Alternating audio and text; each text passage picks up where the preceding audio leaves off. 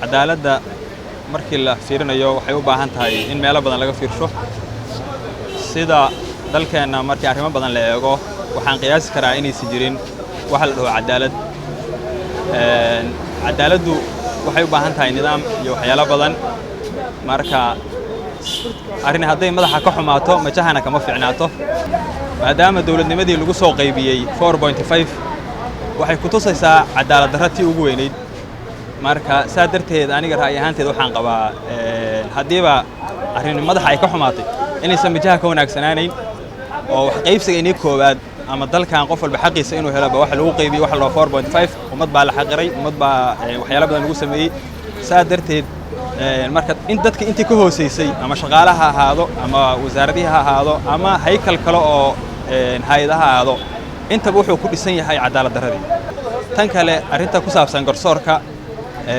haddii cadaalad jirin garsoorba dalka ma jiro oo garsoorka la tigisaa tayadiisu iska liidataa maanta haddaad u baahatid inaad arrin qof ay kula wax kaa gasho waxay noqonaysaa garsoorkaaga inuu noqdo mid lacaga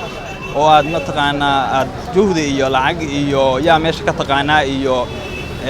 adiga boqolkiiba dhibic eber inaad waxaad soo filanaysa inay cadaalad darra meesha ka jirto marka si aad wax u heshid waxaad kugu qasbantahay inaad corruption bixiso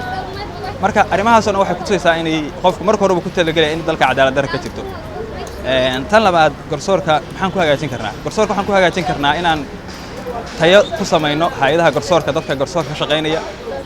aqoontooda weyneyno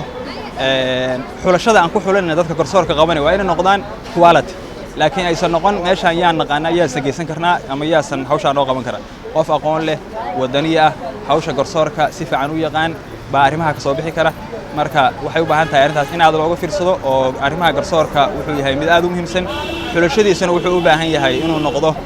aqoon iyo cadaalad iyo hufnaan iyo karti intaa qofka haddii la helo garsoor fiican waa la soo xuli karaa maan qiyaasaya